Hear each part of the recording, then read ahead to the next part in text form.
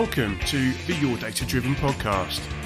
If you like this podcast, be sure to visit our website at yourdatadriven.com for more useful help and advice on setting up your race car, mastering data analysis, and driving faster.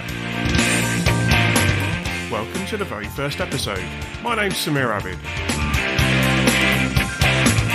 My guest today is Andrew Cohen-Wray, psychologist to Formula One stars and international athletes. But he's also a new racing driver, or will be a new racing driver. So this episode is all about mental performance. How can we learn from how he prepares the best? So let's hear what Andrew has to say. Welcome, Andrew. It's so great to see you. Hear you, even. That's a good start. Got a face for radio. Is it? Yeah, me too, man. The human element is massive in racing, and massive in terms of performance, and that's the bit that you work on. It would be great to, just give us a bit of a flavour of what you've been up to, particularly in the motor racing world, and then perhaps work towards a way in which people listening can sort of get some good takeaways, something they can do in the paddock to help them with their preparation, their performance. Yeah, sounds good. So I've been in the, I've been around karts and cars for a long, long time. I went go-karting as a kid, and I used to watch my uncle race a kart back in, crikey, it must be the late 80s, early 90s now, not decades ago. Not that long ago. In the grand scheme of things, it's not that long ago. But then, more so in the last 3-4 years with my business doing mental performance coaching, predominantly with athletes. But, through a chance meeting, ended up working with a young lad whose dad worked at McLaren, the Formula One team. Okay. And then he sort of introduced me to the drivers, and, the rest is history. So kind of predominantly working with the development drivers and also the racing drivers, but some of the Formula 2 guys, some of the Formula 3 guys that are part of sort of academies and things that are coming through. And then also working with drivers in the, the British touring car world, British GT world, and down to very novice entry level drivers and people like that. So people that are new to racing and want to get a bit of an edge, and all those exciting things. I just want to sort of pick up on that. I mean, that's just phenomenal, to be honest. I think it's phenomenal story that you have anyway. But just to pick up on the elephant in the room, really, which is traditionally motor racing and racing drivers have not had mental coaches and that kind of support. It's just been a bit looked down upon. My background in the world of, Olympic sport and professional sports, it'd just be odd if you didn't have a mental coach. And I think the perception in motorsport is perhaps that if you're talking to a psychologist, you have a problem. So it's a negative rather than the perception certainly in sport is that how can you improve your mental performance so it becomes a positive? Not that you have a problem per se, but like how could you mentally be more prepared, as a positive? So how would you sort of, what's your sort of thoughts on that for people listening? Because I imagine people that are psychologists, I'm not interested in that. Yeah, it's fascinating, isn't it? Because in the world of F1, it's very technologically led. So they're at the forefront of motor racing, of aerodynamics, of car building with, all the printing stuff they now use to build the cars. So it's, on one level, they are... about the printing stuff. They reckon everything's made. That's our secret, Samir. Don't tell anybody. That's our secret. It's all good. Yeah, so, so on one level, the technology side of it is absolutely cutting edge. And a lot of the stuff used in those cars sort of transfers into our normal everyday cars, which is amazing. But we often forget about the human being that sits in that tight little cockpit, operating it and making it go quicker. And it's kind of a bit of the F1 world is a little bit, it's a little bit backwards like that, I guess, in that they're more thinking about the car, but not about the human that sits behind it. And in the, it's an interesting quote here, and I've just pulled it up on my phone from the baseball world. Is the coach from a chap called Joe Madden from the Chicago Cubs.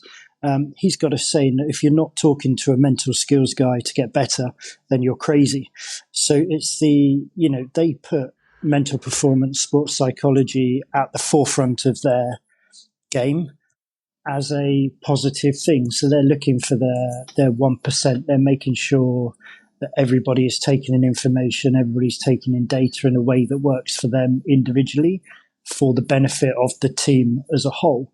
And that's kind of probably the key to the success of my businesses is that I'm very good at kind of working out how an individual ticks and operates on a sensory level or an information taking level, but then getting them to sort of translate that learning, understanding, knowledge into a language that works for the people around them. Because if I was talking on this, if I was talking to you now in Swahili, you wouldn't understand a word I'm saying. But so it's just making sure we're on the same page, communication-wise. Is really helpful. Isn't it? Something like that. something like that. Yeah, something like that. You can tell the people that got kids in them. It's real Lion King specialists. But that, you made a good point there, because there's several levels, I suppose, to what we're thinking about. So you might immediately think, and this is my psychology, it's all about the driving. And I think that is I'd be interested to explore that a little bit in terms of the psychology in driving and while you're actually managing what you're doing. So concentration, or someone cuts you off or something like that. Yeah. So how do you managing that? But equally, there's a lot around the interaction outside the car as well. Oh, crikey, yeah. Yeah, that's quite interesting, because I started off working with a Formula 2 driver who was racing for ART and was a McLaren development driver. And he was a Japanese driver working for a French team. So the both had kind of English. Sorry for all my French. Yeah, oh, definitely, yeah. Yeah, sorry to all our French listeners. Yeah, for the benefit of the tape, that's Samir's thoughts, not mine. Yeah, absolutely. So you've got a Japanese driver working or driving for a French team. So English is a second language on both counts. And, the first day I got there for some testing, and you're listening to the conversation over the radio, and I could hear the engineer sort of speaking to the driver. You can then hear the kind of the cogs ticking away in the driver's brain as he's going, what does he mean? Is it this? Is it that? And then, then the response would come back. And all that time, he's driving at 280 kilometers an hour around Jerez in Spain. And it's just really interesting. And you just kind of go, wow, that can't, how does that work on race day when he's got another 19 cars surrounding him? One of the things that people talk about, so people like Fernando Alonso, mental bandwidth, is that relevant, would you say? Because it sounds to me like that's going to be quite a lot of effort for the guy to be translating what the engineer is saying, and then translating, okay, what do I actually want to reply to him, and then having to think again how he can express that in English that the French guy is going to understand. Yeah, definitely. Yeah, the way we got around it was to literally just have over a race weekend. There's kind of a limited number of questions you've really got to ask, if that makes sense. So what we did, we just translated those sentences into code words. So instead of asking a question, you would say a word, and the driver knows what that word means as a question, so he doesn't have to translate it. And then he would just come back with a one-worded answer. So, even simple things like the driver would, if we talk about, if this is going to sound absolutely crazy now, but if you think of the car as a dog, if he says dog, if he goes bark, So if the engineer says dog, driver says bark, there's something wrong at the front of the car, either understeer or something like that, or not enough downforce or grip at the front of the car. If he says, tail, it's the back end of the car.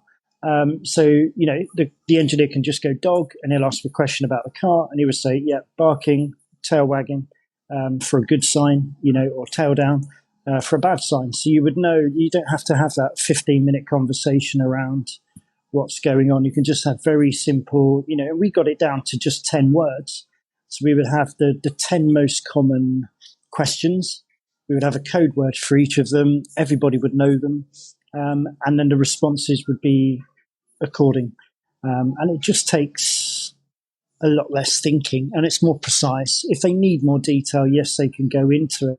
But for just a quick, rapid response, is the car okay? Have you got a problem at the front of it, the back of it, in the middle of it? Or you just come up with a real simple, and that's the thing. It's, we're in a world of massively overcomplicating everything. So let's just take it right back to basics and real basic language of, is the car okay? Yes, no. It's at the front, it's at the back. And then if they need a more detailed conversation, they can have it at a time that's right for the driver while he's processing what else is going on, because you've got to think, in a Formula 1 car, Formula 2 car, or, any other car, you've got a massive sensory overload. If you think about the sensors that are operating inside that cockpit, you've got, visually, you've got braking points, turning points, apexes, exit points. You've got 19 other cars around you.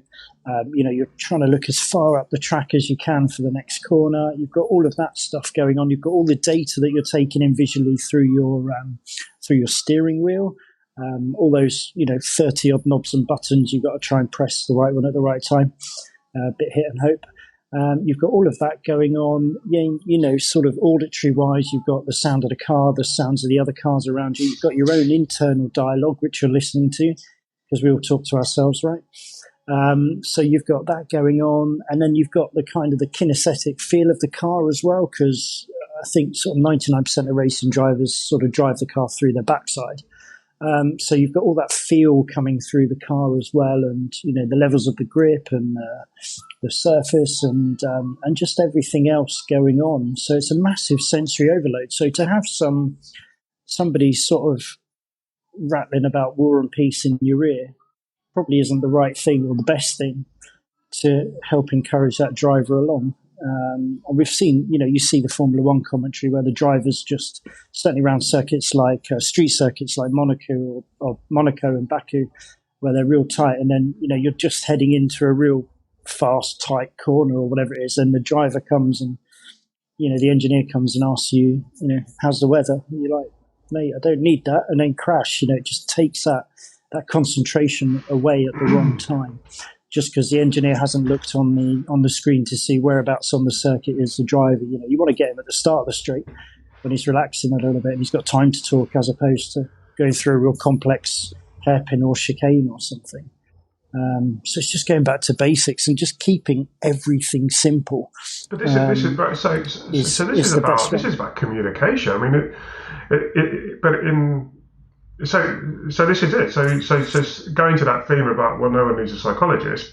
This is the internal dialogue bit. I'm intrigued to ask you about in a second. But really, what you've talked about so far is this is about simplifying communication in a way in which, I can immediately see how these 10 or 15 or 12 words or whatever, even if it was about a dog, it's really simplified it, hasn't it? And you're just communicating in a code that means something to everyone.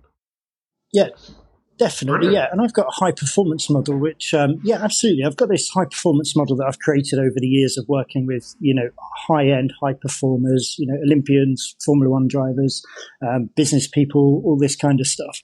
And the first place we start is language. So we kind of go language, attitude, behaviors. Because your language, and there's three types. I'll give all my secrets away now. I'll have to send you a check somewhere. But there's I'll send you an yeah. invoice. So with the language, there's three types of language. You've got your internal language, how you talk to yourself. Bashing my head on the table here. This probably go. Oh my god. Yeah, bashing your head on the table. Yeah, absolutely. It's just going to cost me. No, that's right. Yeah, absolutely. Sorry about that. So you've got your internal language, which drives your external language, which is how we're communicating now to each other.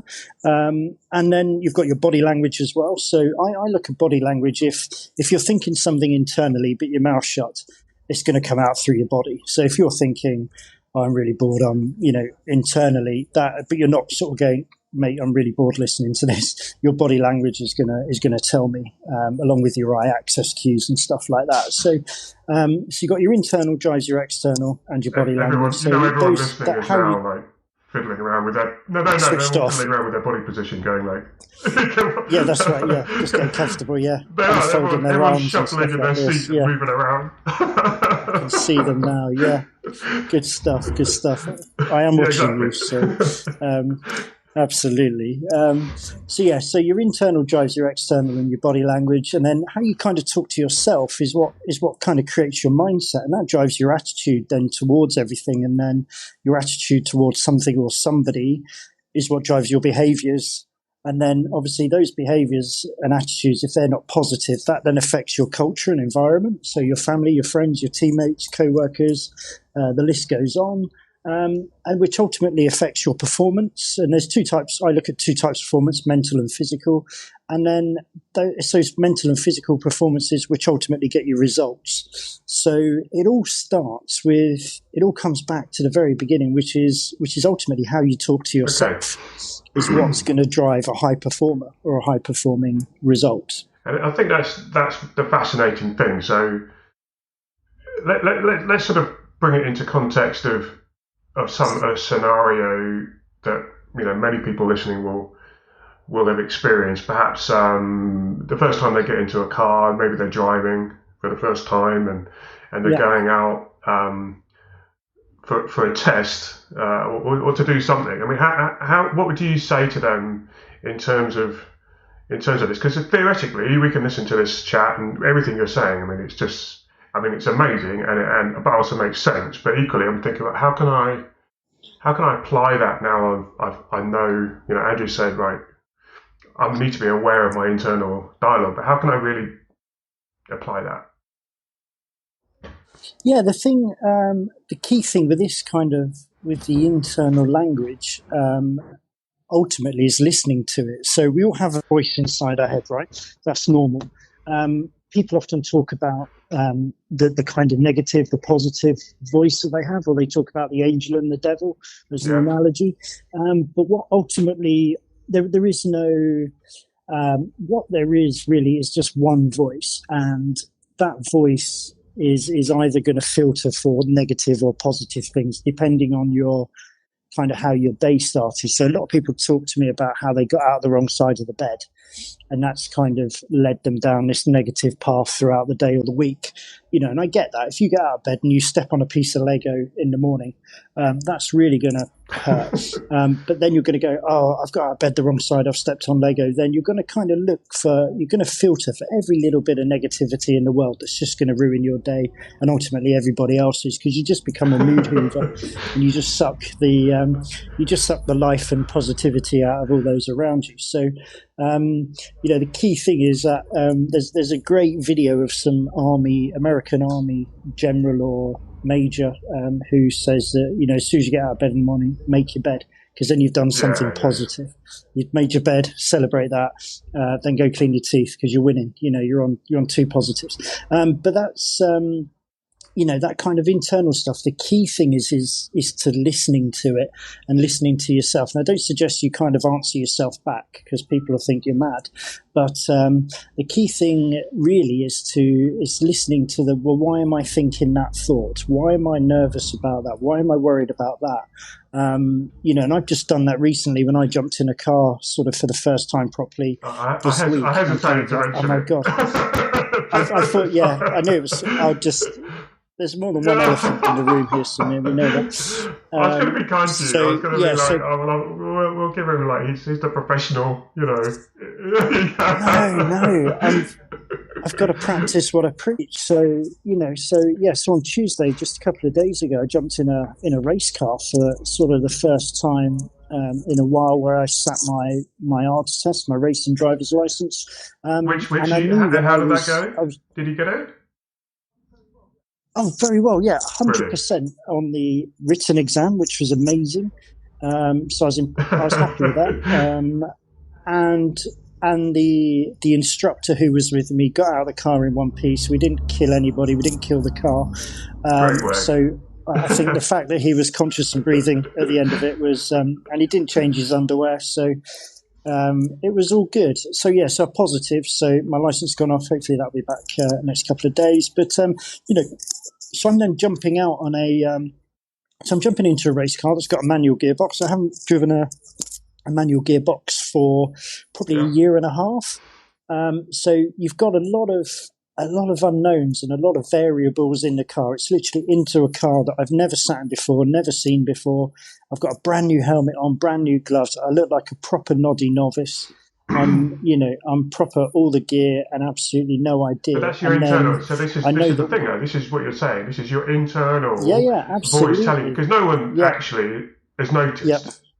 Right, because you're at a racetrack and because you haven't done it before, you're thinking like, this is a bit weird. It feels like I'm walking into a supermarket wearing a race overalls, but in actual fact, you know what I mean? Like, so this is your internal dialogue you're talking about.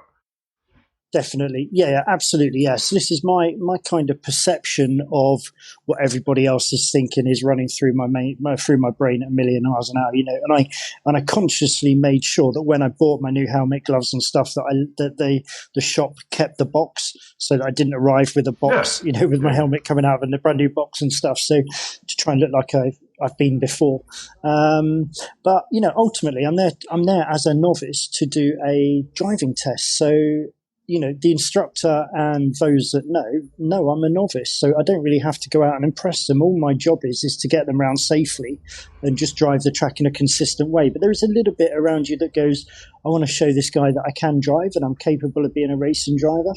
And there's just those, the other internal stuff that was going off is as you crawl out the pit lane at sort of 20 miles an hour or whatever it is, and then the marshal waves you through and you think, shit, this is, I'm now got to accelerate, and I'm accelerating onto a live track where there's some big Lamborghinis, there's a Bentley GT car, there's some Porsche GT3 RSs, there's some real powerful stuff actually driven by people that aren't racing drivers.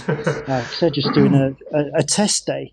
So you've got people with very big wallets, very fast cars that don't necessarily have an idea of how to get around a track safely. So you're kind of thinking, because again, my perception, that's very true. They may be very competent, but I'm kind of thinking I'm just going to treat everybody like an idiot and just think that actually nobody knows what they're doing, because then you're going to get a safer drive, if that makes sense. So it's it's a very, very tricky one, but it's a bit like like passing your driving test and then you're straight on a 5-lane, the M25. It's like you're right into the deep end here. And then you're thinking, can I remember how to change gear? What if I stall it? I haven't used a clutch for, 18 months. But it's all that, but then all that muscle memory stuff kicks in and, actually I do remember how to drive and I do remember how to get around a circuit and I do know what a racing line is and, and it's all good. And then you kind of relax a little bit, then you start having some fun, then speed comes. Just to roll back a bit though, sorry to jump in, but just because it's that bit before you hit the track or just as you're hitting the track, that is quite nervous. And I think people also feel it, and you will soon, when you're sitting on the grid and the lights are coming on and they're about to go out and you're literally, you feel as if you can touch the cars all around you. You don't want to fluff your start and all that sort of, there's all these kind of these moments that are have high anxiety, yet as soon as you get going, ironically, people relax into it, but it's, but how do you, or is there any tips that you would give people to think, well, you can do this because you felt comfortable before, and to try and use, is there a way of using that to calm you in the moment, or is it just you just kind of ride it out and I don't know. How do you manage that performance? Well, I think the best thing, if you go back to like the novice grid, there's going to be a lot of unknowns. So you're talking about, I'm sat right close to the first car. What's that first corner going to look like? And all those unknowns. And when you have any shock, surprise, or unknown, what you kind of start to trigger off is that amygdala part of your brain and that fight, flight, or freeze response. So what you've got to do is we use 3 words for this. We talk about control the controllables. So what I would suggest and what I'll be telling myself is that I've got to, what can I control about this race right here, right now? Because the anxiety and the nerves and the stress is going to come from my worry of the future. I don't know what's around the next corner type thing, but I can't literally. Absolutely spot on. And there's nothing I can do about that until I get to that corner. So, when I'm strapped into that race car on the grid, the only thing I'm really in control of is my clutch and my accelerator as the lights go out. And then I move into the first corner. Then I'll take the second corner, the third corner. So it's almost chunking it right down into moment by moment and worrying about things then that happen then, because I've no idea where the other 19 cars are going to be on corner 7 until I get there. So there's no point worrying about that, because all I'm doing is just wasting energy. My physiological states change because it's all on, it's on high alert because it thinks something's going to happen, but it doesn't know what's going to happen, if that makes sense. But my conscious brain knows I'm in a race car and it's all good. But my unconscious brain and that archaic amygdala part of the brain is just going, what's going on? There's, my physiological states change. I've got a high heart rate. I'm breathing a bit heavy. I've got sweaty palms. I'm twitching. What's going on? And it's just that I just need to tell myself that I'm racing, and it's kind of ironic in the running world, in that, if somebody was to walk in and fire a gun, I would potentially run away, because that flight response would be to run away, or you would fight them, or you would just freeze. But ultimately, in the running world, you stand on the start line and somebody fires a gun and you run off, you run away, if that makes sense. So it's a normal process. I just have to tell my brain that I'm at a race. There is going to be a gun that's going to go bang, and I need to run as fast as I can. But it's not like I'm running for my life. I'm running to win a medal or a championship or to chase a time. And it's no different in the racing world. There's going to be that high kind of anxiety, nerve levels where I've got all that apprehension of the lights going out, and as soon as those lights go out, you're like, oh, I'm driving. And hopefully all that repetition and all that practice and training and coaching that we do just falls into place. And I'm just driving a car fast with 19 other nutters around me. It's all good. And then once you get into your groove, you'll get one lap out of the way. You're like, right, I've done it now. I can do it again. But I'm going to do it quicker now. And you're going to, you'll build up the momentum and the pace as it goes. Yeah, absolutely.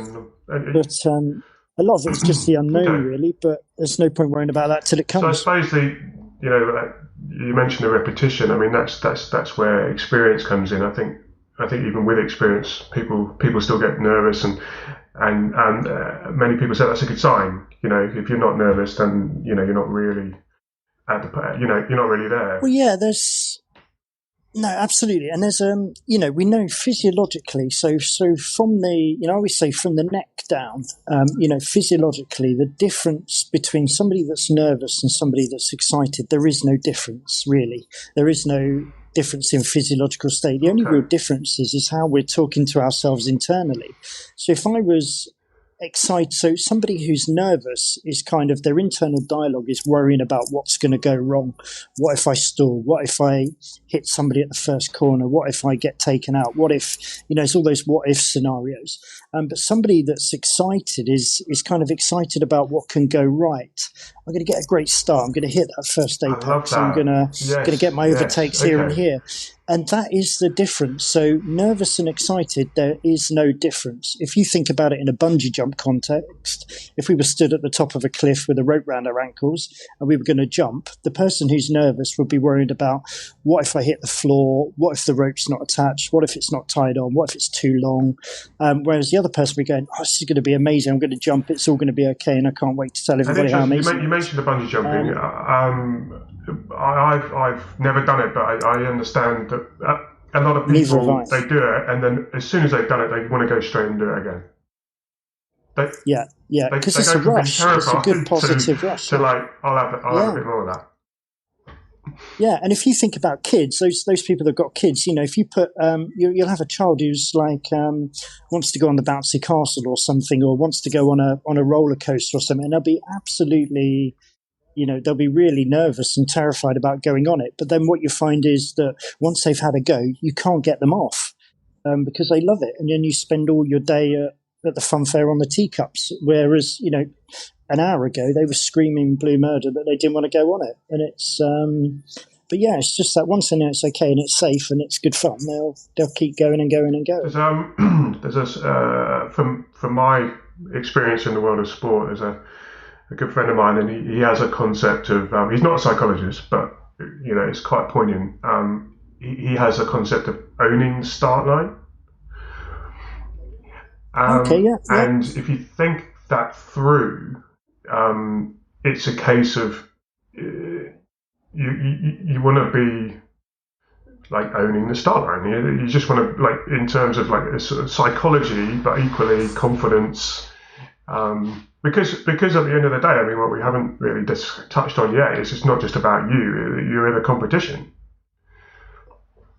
Yeah, of course. Yeah, I think a good example of that is Usain Bolt, isn't it? Perfect example. If you look at or almost somebody like Lewis Hamilton, if we try and keep it on a motor racing theme, but if you look at how Usain Bolt kind of manages that pre-race performance, so he walks out as confident, his body language is strong, it's confident, and everybody else is talking about who's going to get second or third, because it's just a given that Usain is going to win that race. And it's a bit like Lewis, and when you've got a very well built fast car like Mercedes have got, and you've got you've got 6 times world champion, it's just oozing confidence, and it's almost their race to lose as opposed to anybody else's race to win, if that makes sense, because it's given that Lewis and Valtteri are going to be on the top 2, or Ferrari back in the Schumacher days are going to be on the top. It's interesting you say about Lewis, because he's never interviewed on the grid. In his whole career, he's never been interviewed on the grid that I've seen. And I'd be fascinated to hear what he'd actually have to say. I have a feeling he probably does get quite nervous, but he'd just rather that other people didn't know. Yeah, what we've got to remember is that we always put these, certainly with celebrities, sports stars and things like that, we put them up on this big, on this, not soapbox, but we kind of put them up at this higher regard. They're amazing, they're incredible, but at the end of the day, Lewis Hamilton is a human being, no different to you and I. He snores, he burps, he farts, all that kind of stuff. So he's no different. He's just a very talented racing driver. Usain Bolt, he's no different to me. We just put one foot in front of the other. Just so happens that he does it quicker than I do. So you've got to remember there's a human being behind that who has emotions, who has all this kind of all this sensory stuff firing off. So yes, there will be a little bit of nervousness. There will be a bit of apprehension. There will be, his internal dialogue will be running the same as yours and mine, but it's just how he manages it that makes a difference. So he'll be completely on it that, he's well trained in that kind of mental stuff that, it's all positive, it's all positive. He's excited about what can go right rather than worrying about what can go. And do you think that's what we need to focus on? So next time we're sitting, in a car or at the track and we're feeling nervous, or even other in life in general, but this is a sort of motorsports podcast or whatever. But, next time we're in that position where we are feeling anxiety and nerves, I've been in a car. My legs started shaking on the clutch, on my clutch foot. I mean, Yeah, there's like that's not going to help my yeah. start. No, not at So all. what? But Not and at that all. makes me more nervous. So what? Yeah. So Again, it's that internal stuff of what are you worried okay. about? What's causing that physiological reaction? What's causing that physical reaction?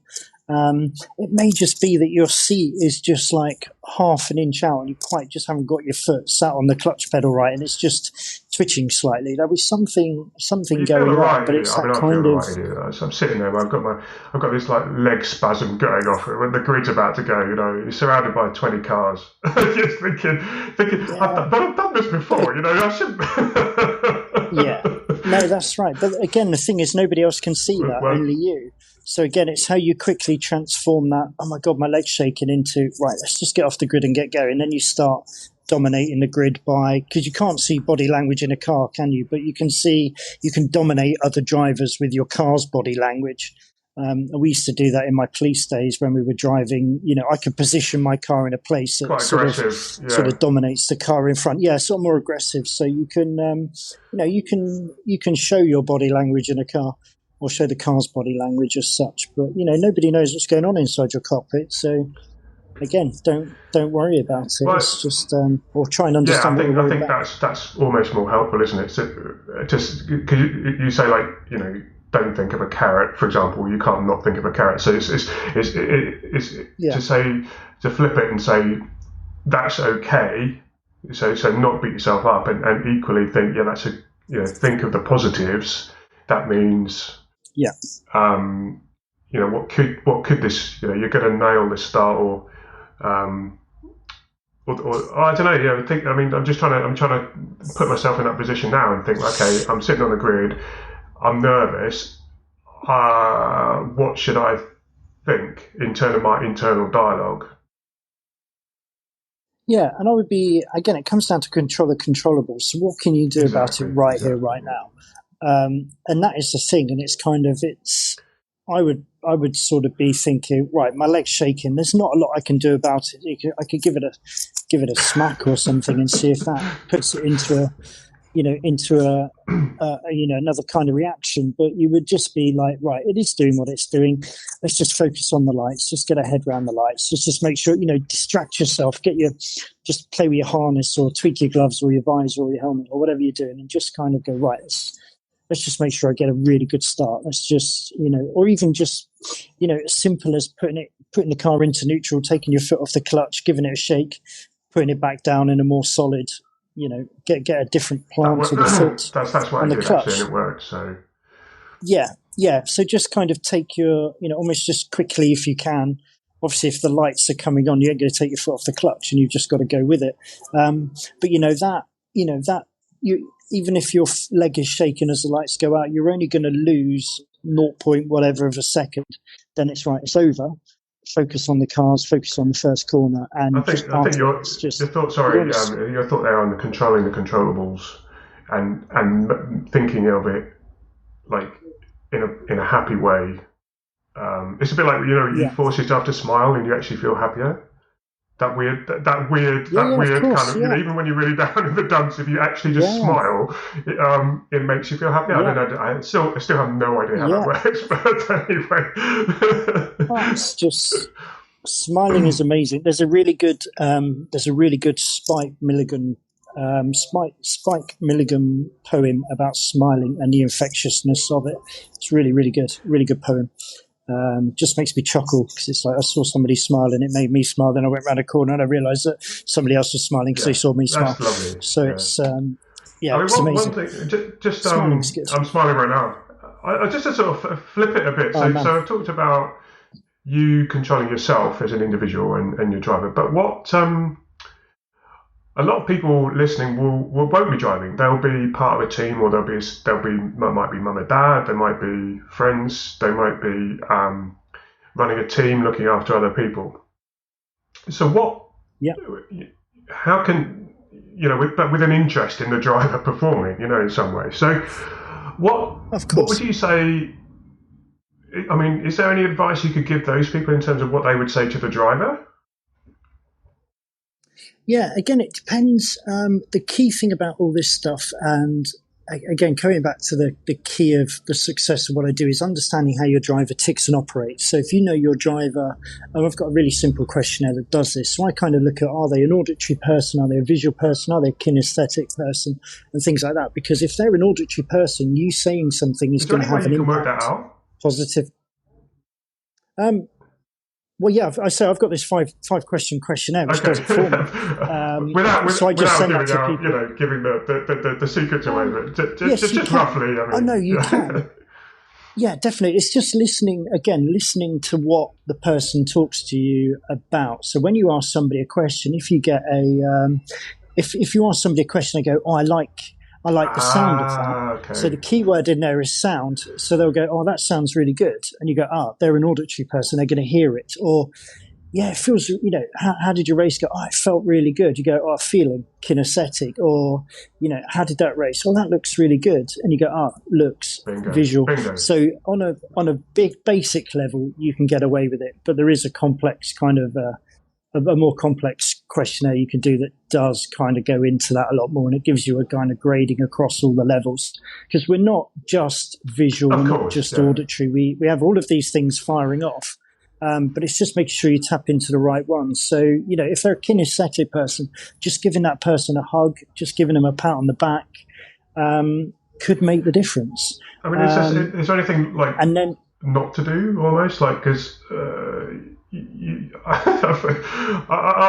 don't know what should you not do. Almost that's almost as useful as should I just say nothing sometimes? Yeah, definitely. Well, sometimes nothing is good. If they're an auditory, it's a bit like our parents or sort of my mum used to say, if you've got nothing nice to say, don't say it at all. And that's kind of spot on. If you've got nothing positive to say to somebody, sometimes just keeping quiet is good.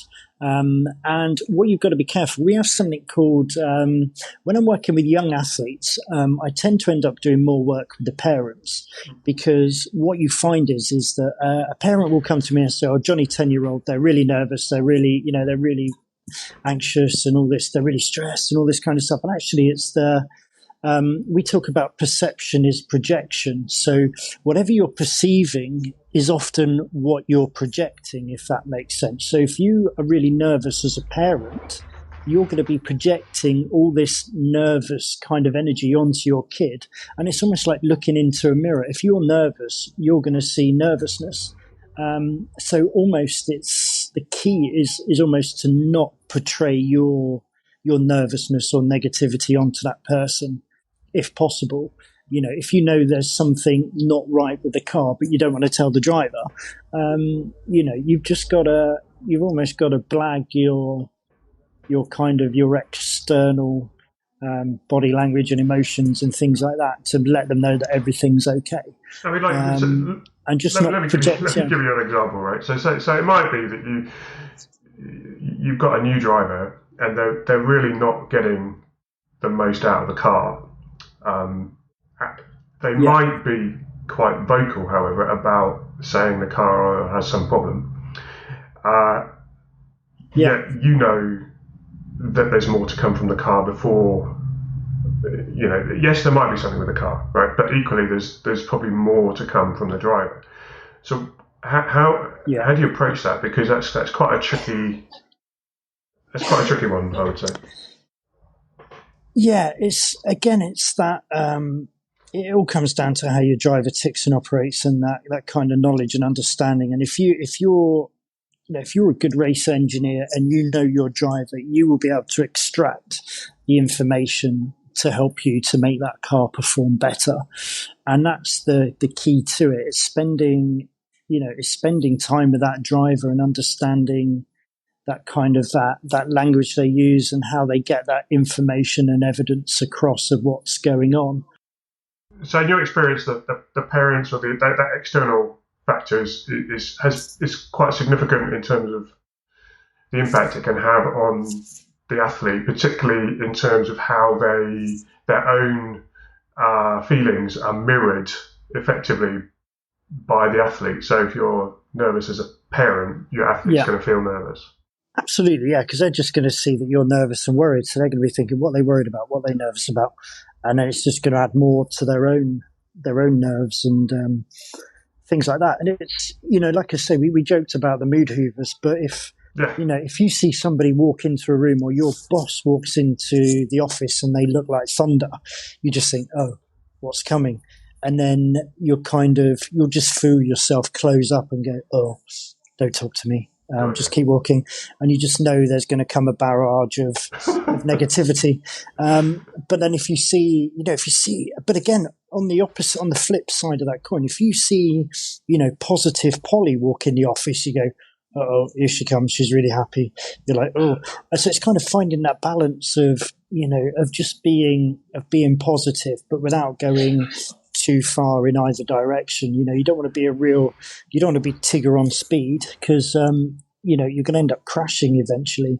So you've just got to keep everything level, keep everything calm, focused. This is our job. Everybody as a team should be coming together for the purpose of that driver to get round 15 laps in their car without, any problems. So it's kind of making sure all the energy and excitement and enthusiasm is driven towards that positive outcome for that driver, rather than kind of bringing along your own world of negativity and issues and problems that potentially will impact your driver. Got you. I mean, there's part of me thinking there's a sort of authenticity piece to this as well. Like, you as a driver, you want to trust the people around you. And 100%, yeah. So you don't want them to. You kind of want them to tell you stuff, but in a way, or perhaps even at time, that can have the best impact. So it's almost like by the time you're sitting in the collecting area before you're going out, a lot of people are drivers. They've got people around, support people, friends and family, team or whatever, who are talking to them.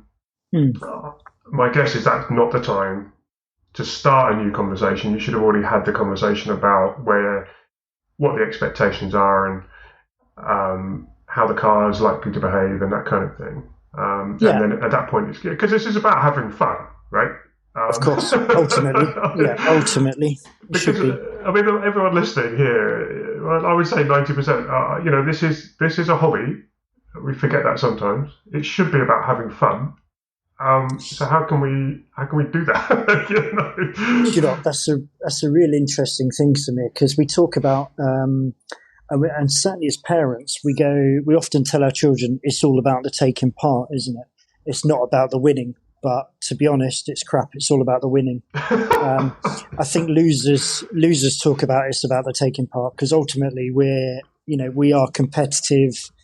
It goes back to these. You think about your fight, flight, or freeze. If there's a dinosaur walking and it's you and me, I'm going to run quicker than you, so you get eaten. That's a given. So it's all about competition. It's all about winning. I don't need to run faster than the dinosaur. I just need to run faster than you. Than me, exactly. Yeah. So that's exactly it. But we get into a world of where schools now aren't doing sports days because little Johnny's got to lose. It's like, well, that's the life lesson, really. We're all going to lose at some point. But it's how we have that positive growth mindset of, I may have lost this race, but what am I going to do to make sure I don't lose the next one? And children, we talk about, my 5-year-old at the moment will say, I can't do this. I can't tie my shoelaces. It's not that he can't tie them. It's just he doesn't know how to do it yet. So we just tell him, okay, you can't tie your shoelaces. Well, we say you can't tie it. It's just that you can't tie them yet. So if we show you how to do it and you practice, you will be able to tie your shoelaces. And it's as simple as that. But I've completely forgot what the question there is to me, because I've gone off to children and shoelaces and no, I get it. The competition stuff, isn't it? Yeah, it is. Yeah. Ultimately, if you're sat in a grid of 20 cars, you don't want to come last. You've got to be 110% focused. You've got to be on it. Otherwise, that's dangerous, isn't it? If your brain's not in the game. But the thing is, so the people and my personal experience is that I started at the very, very back of the grid. In fact, I was so slow that there was a gap between the back of the grid and me.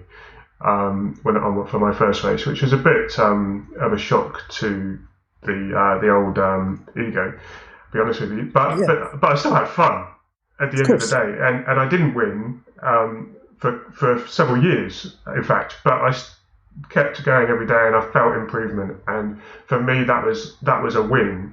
But I was really disappointed as well. But it wasn't until I just went, this is fun. You're taking it too seriously. This is for fun, and it's almost like you don't care that the results ironically came because you're having more fun. Taking it very seriously. It's a serious fun. I don't know if is that a thing. Is that a thing? I don't even know if that's a real thing. But definitely, yeah. I think you've got to have your own kind of outcomes for the experience, haven't you? So I know I'm going to be, in about 5 weeks' time, 6 weeks' time, I'm going to be on a grid with 20 other cars having not raced. And we want to hear all about it when you come back on the podcast. Oh, man. Yes, if I get invited back. It depends if I swear too much. But so I've got to think, what's the realistic outcome of my day? So my outcome of the first race is going to be to get round in one piece, hopefully get some overtakes in. And do you know what? That would be enough for me, because then that gives me a benchmark to then move forward for the next race. If I finished 18th out of 20th, I'll be like, right, that's where I am. What do I do now to go quicker? So I'll be tapping into your services, Samir, to go, what's the data telling us of where I can make up X, Y, and Z time? And then we go out and implement that. And hopefully we get a top 15 finish or a top 10 finish. And then we go, right, what's the data telling us now? How do I get a podium finish? And it's just continuous improvement, isn't it? Are you okay if I call you out on that one? Because it sounds brilliant. Right, it sounds brilliant. But do you actually believe that? Or is this a case of you're sort of almost saying, for the purpose of the audience or whatever, professionalism, that's what you would do, but in your heart of hearts, you hope it would be different? No, I think that's being completely and utterly honest and realistic. Would you be disappointed if you didn't do any of that, or if you notionally only achieved that? And I mean that in the most polite way, because just getting on the grid is an achievement. I think myself. Yeah, I think. Yeah, I think I'm being completely honest here. For my first race in 6 weeks' time, I would be happy to get round in one piece. So we'll be spraying the champagne. Definitely, yeah. I'll be taking it is what it is. It's the start of the journey. It's the start of the journey. Exactly. It's the first race of hopefully hundreds of years of racing. So I've got to be realistic with that. And, and any high performer, Usain Bolt, Lewis Hamilton, Michael Schumacher, they've probably lost more races than they've won. And that's the thing. And you think back to Niki Lauda, he doesn't take the glory from success. He takes the learnings from the losing. And that's the key to it. So, if I come dead last in my first race, that's fine. I now know where I am. I've got a benchmark and I can now move that forward. If I keep coming 20th, I've then got to ask some questions, go, well, actually, is this for me? Or is it that I'm not a talented driver, or there is no, I've got to look for the continuous improvement there. And look for those small wins, because those small wins become bigger wins, and then exactly. Ultimately, I'll be a championship winner. But yeah, being honest, just getting round in one piece without damaging the car, damaging anybody else is success. I'm happy with that, and it's having realistic outcomes. I'm not going in no way. We talk about delusional confidence and confidence. There's no way I'm deluded enough to think that I'm going to sit on that grid and win that first race. That's not going to happen. I know that. And I won't be I'll be amazed if I do. But if I don't, that's okay.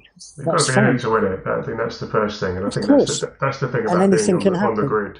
Anything can happen. Yeah, I could be 19th on that grid. It's sport. Exactly. Yeah. But there's, like I said, I could be 19th on that grid to start with. I'll qualify 19th. The first 17 could all take themselves out on the first corner, and then I end up winning. But until I get to that first corner and they do that, I've no idea what's going to happen. So let's just get around safe and then build on it from there. Well, this has been absolutely eye-opening for me and fascinating. I really thank you for your time. No, pleasure. It's been emotional. It would be lovely to have you back to let us know how you get on.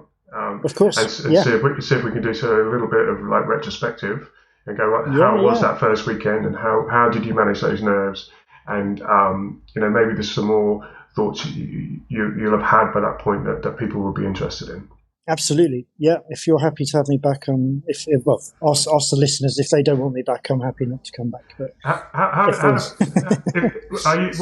where are you online? What's the way in which people can find out a bit more about you? Yeah, I would look or search for at 1404 Performance. That's where all my racing and all my other stuff within the business world is going to go. So at 1404 Performance. I've also got at Athlete in Mind. So yeah, I'm out on the internet on both of those channels. So at 1404 Performance is going to be the big one where we're going to put the racing through and all of that kind of stuff. So yeah, it'd be great to see you there. I'll put some links in the transcript. That'll be amazing. How to do that. That sounds good. Okay, well, thank you very much, and speak to you next time. Speak to you soon. Cheers, mate. Wow, I think you'll agree that was really fascinating to hear. I can't wait to hear how Andrew gets on in his racing journey. Thank you for listening. If you like this episode, be sure to subscribe to the podcast and visit us at yourdatadriven.com.